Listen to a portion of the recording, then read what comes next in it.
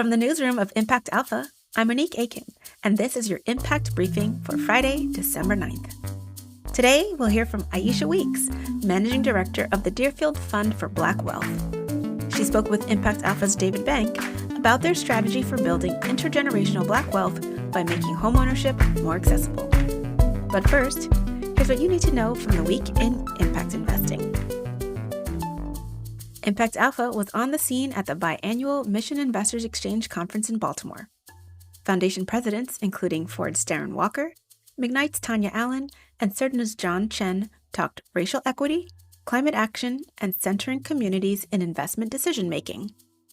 Mission-aligned investors were particularly interested in the growing number of models being deployed to support historically marginalized individuals and communities build wealth.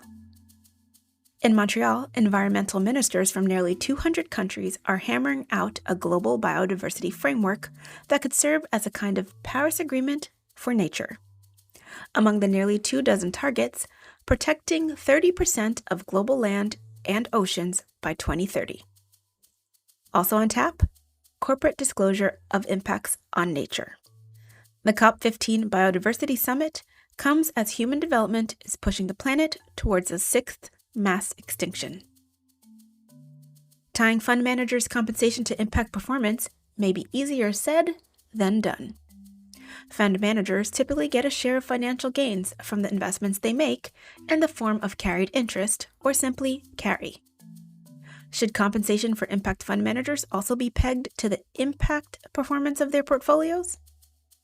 Agents of impact raised a host of practical challenges that must be overcome before impact carry can be widely adopted. Join the debate on impactalpha.com. Also on Impact Alpha, December's list of impact funds that are raising capital now. It's been a difficult year for fundraising, but impact funds have proven resilient. Among the funds on this month's list is Deacon Impact, based in Costa Rica and Canada, which invests in businesses delivering sustainable energy and improving livelihoods in Latin America and the Caribbean.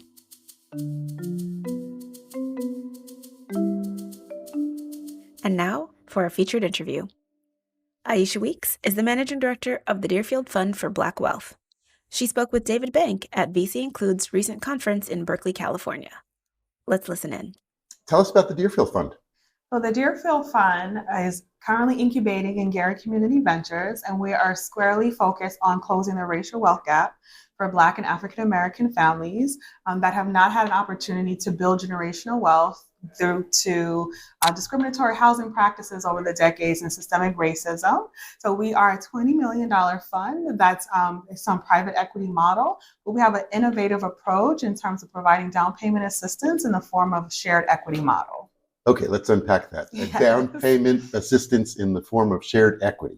Yes, so we provide up to $40,000, which is 15% of the purchase price, for a home buyer to be able to get over the barrier of having lack of access to capital. So one of the main ways in which you build wealth in the U.S. is through homeownership or small business. Homeownership is the most accessible way. So we're stepping in to say that families, white families, would be able to cut checks, right? So you'll have a grandmother or the parents able to help their loved one on their journey to realizing their American dream by cutting a check. Black families, African American families, the rate of us being able to have access to that are very low. Dearfield is stepping in and saying we're going to be that access point to be able to provide you with the capital to be able to purchase your first home and build generational wealth. The shared equity model comes in is that it's a soft second mortgage. So we don't, interest doesn't accumulate. There's no monthly payment. The home buyer will repay the original form of down payment plus a 5% of the appreciated value of a home. So that is the shared equity model. But that will only come back when the home is sold. Sold or refinanced. Or yes. refinanced. Yes. Or if the home is no longer their primary residence. So most times, based on the research, a first-time home buyer holds on to a house maybe 5 to 7 years. So we've modeled those assumptions based on that. And then at the time they sell or refinance, they would repay it at that time plus the 5% of the appreciated value. So this helps folks get into the housing market, yes, build some equity, then they can refinance and be off and running. Yes, yes. And you're doing this first in Denver. In Denver, And correct. why Denver? Denver is the home of Gary Community Ventures. And so they are squarely focused on changing the arc of opportunity for children and families in Colorado. So they have a track record of innovating solutions to longstanding issues. And so Dearfield is one fund that they have incubated, and they have done others in the past. So of course, Colorado is near and dear to their mission.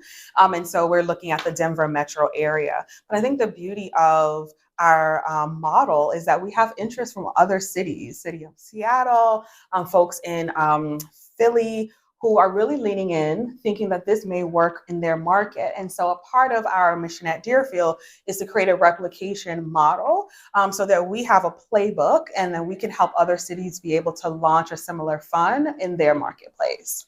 And you would go city to city once you prove out the model in Denver? Those that are interested, we will partner with them, identify who is the right partners at the table to be able to launch the fund, and ensuring that they have all of the sweet recipes that go into making this successful. But we necessarily wouldn't be the ones deploying the capital. They would then go out and raise the capital for their market. At least that's the way that we envision our fund. One, who knows what happens in the future? We've gotten so much interest for folks around the country, even at the VCI conference, to say, oh, were you expanding in other markets? And it's a yes, but how much we're actually going to invest in other cities is not necessarily the plan now, but definitely providing that technical assistance and guidance is where we're thinking we can have the most impact. Are there similar models, or where did the idea come from to structure things this way? Sure, that's a great question. So there are other models that have a shared equity component, but what we see is that the share of the appreciation that some of those models take is really high. It gets anywhere from 15 to 20% of the equity share. And so because Dearfield is squarely focused on generational wealth creation, we wanted the majority of the upside to be with the families, just taking enough for our fund to be able to return us a mid-single digit IRR to investors, but understanding that most of that equity is going to live with the families, which is the point of being able to, create generational wealth. Home affordability was easier overall when mortgage rates were 2% or 2.5% than it is at 5 or 6%. So how is the interest rate environment going to affect the fund? That's such a multi-layered answer. So one thing I would say is that because we have really committed lending partners, so Dearfield is not the first mortgage holder, we're the second lien position. So we have to have really committed lenders at the table.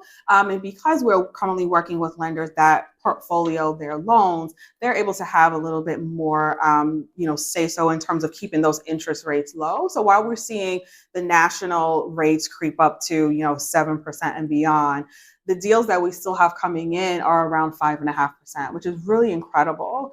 And another thing that I would say is that, and because of us being able to provide that capital at the table, 40,000, plus some of our partners are providing grants, we know the larger down payment also can help lower interest rates as well. So it's a really great thing to say that we're providing not only the asset that you need for entry, but it's having like a domino effect of actually helping the interest rate, to be lower.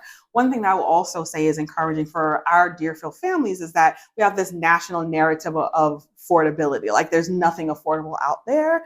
And that's, could be true for those that are even, middle to upper income. What we're seeing in Denver is that there's still great affordability. The average area median income for our families is anywhere from say 60, 50 to, up to 80,000 on average. So that's considered low to moderate income in a area like Denver, and they're able to find properties that they can afford, lower their housing costs because it's actually lower than renting, and be able to provide economic stability because they have a fixed housing cost as opposed to a landlord showing up and saying, hey, I'm raising your rent by $500. So in terms of like the exponential benefit that we're seeing just goes beyond kind of like that point of entry to all the other benefits of homeownership, not only for families, but also from like a community development, economic development perspective in terms of neighborhood building as well. Now, you've just finished your first close. Yes. Congratulations. Thank you so much. 7.75 million, yes. And the investors like Gary Community Gary Community Ventures. Yes, and our anchor investor, Robert Wood Johnson Foundation. As part of a kind of racial wealth building initiative of theirs. Correct. And is that an equity fund, or are they providing debt? The Dearfield Fund is an equity fund. It's an equity fund. Yes. And just tell us about yourself and how you got into this and started the project. Sure. So I come from a very unique background, not a traditional VC or PE background.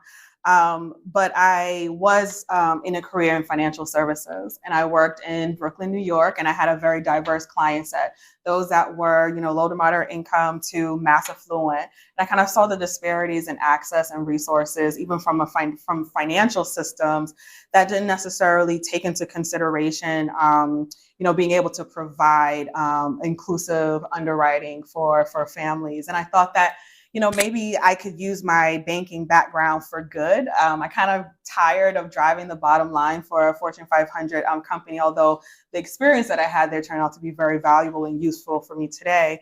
And I transitioned into community development because I wanted to have more of a mission-oriented, slant to my career, but found myself also still working with financial institutions, but on their community reinvestment, so their CRA obligations. Sat at tables negotiating billions of dollars, and at merger, banks wanted to buy another bank. They needed to enter into community reinvestment initiative agreements to say what the impact was going to be positively on the community. And I had the opportunity to lead financial inclusion and racial equity initiatives and really build a broad-based coalition. And I started to see that as much as the impact that we can make, there's no sector alone that can really redress the historic discrimination that has happened for Black families in the US. And entering into this world of venture capital and private equity and the massive amount of resources that lie here, it's a tremendous opportunity for those to be able to lean in, who care about racial equity, who care about closing the wealth gap, to be able to find a place in which their dollars can truly impact for generations. So it's an incredible opportunity to be in a place where folks are leaning in and caring about it, based on the conversations that I've had since I took on this role just a few months ago. Has anybody been able to buy a house yet through the fund, or are you waiting? Absolutely. We have over 100 home buyers thus far. So we've deployed nearly $4 million in capital through a very generous and strategic loan from Gary Community Ventures that got the fund started. So we've been making loans for at least a year now. So we have some wonderful success stories of families who said that they would not have been able to be competitive in this Denver market, even when the interest rates are at 2.2 and 2.5%. There was still a barrier of entry in terms of not having the capital for closing costs and down payment. So we're making an impact from day one, just in the stability and the stories that people share about how they now have peace. They can, really breathe, and they know that they're building wealth for their children and their children's children. So it's just been an incredible journey in such a short amount of time. And that's going to do it for this week's Impact Briefing. Thanks to Aisha, David, and our producer, Isaac Silk. Ready to try Impact Alpha? Sign up for Impact Alpha Open free of charge directly at impactalpha.com. Want to go deeper? Grab a subscription and get full access to the site, Agents of Impact calls, and the daily email brief. Just go to impactalpha.com/subscribe and choose an annual subscription. Thank you for listening. I'm Monique Aiken, Mentoring Director for TIP, the Investment Integration Project. Be sure to check back for next week's briefing, and until then, take care.